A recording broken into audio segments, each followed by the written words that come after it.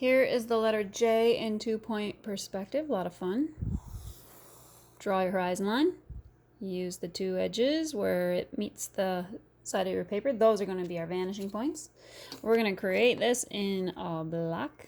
So I'm going to figure out the height. That's going to be my hinge. I need a left side angle to the left vanishing point.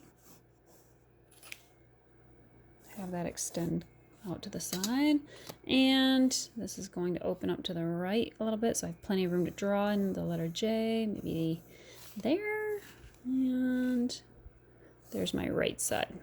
All right, when I think of the letter J, I'm thinking about a horizontal piece. Sort of looks like a T at first, but I need a block that extends over here, and if you want to be fancy, you can give it a little portion there. All right. I would start here with that horizontal bar, but it's angling off to the right, so we got to use our right vanishing point. That one is done. Now I'm going to plot the left and right side, where I think those will look even. That's pretty good. That's just going to be verticals. There's that piece. I'm going to create the bottom, which is horizontal, not when we angle it towards the right. It's going to angle towards that right vanishing point. There it is. And then you can kind of figure out how you want to make this little piece as a vertical, but I'm going to plot that top line, angle towards the right vanishing point, maybe that far. And then I need a vertical. Maybe there. All right. That takes care of it, serves its purpose. Erase the lines you don't need, so no Frankenstein letters.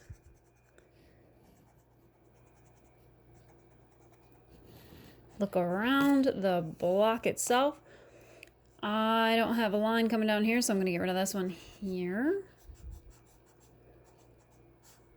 And there's space here, so I'm going to get rid of that. And I'm already going to know that I have a corner. It's on the right side. That means I got to send it to the opposite vanishing point. I'm going to see back corners that I have to create. All right, so checking my corners and sending to the left. Usually on that hinge, a lot of these letters are connected, so we just shade in the side, but we have some space there, so we've got to figure out where our sides go. Use your left vanishing point. Put your pencil on the left vanishing point, and then slide it and check all of these corners to see if you got to send a line. I see one right now. There it is. Send it back. Keep scanning. There's an inside one. I'm going to send it quite a ways. I'm going to get rid of some of it, but we'll take care of that in the next step. Keep scanning. Here's a corner. And oh, there's another corner over there. I'm going to keep scanning to it. And it's going to run into itself, so I'm going to stop there. I think that's all my corners that I can send. Yes. All right. Well, if you can see, here's a side. I'm going to go ahead and give that a medium value. Here's the side of this one. It's like we're seeing over here. That's going to be a medium value. And here's a side, but I don't know where it stops. Well, it's because I need a back corner. Here's where we have to do a little more erasing.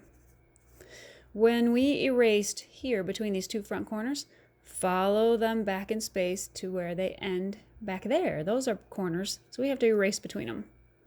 And that sets up a corner that's on the left side of my hinge. That means I have to use the opposite vanishing point.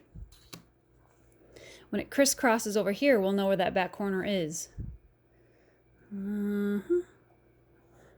There it is, and that is where I will draw a line, a vertical line down. Get rid of the rest of this. Now I can shade this in a medium value.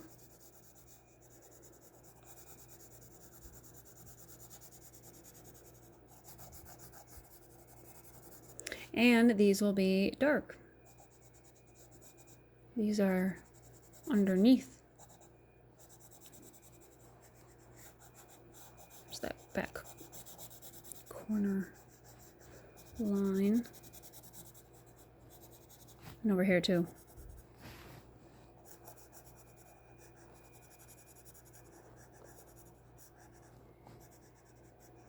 All right, but what if I wanted this to be thin? Here we got this with a thin slice.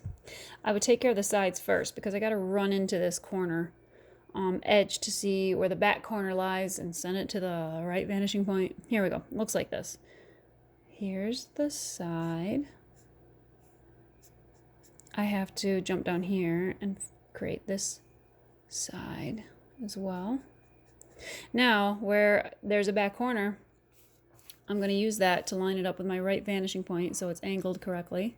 So I can create a back edge until it runs into that corner seam. And I'm going to jump over here and do the same thing. These will be dark. And where it ran into that corner seam, now I know where I need a vertical line to create the side over here.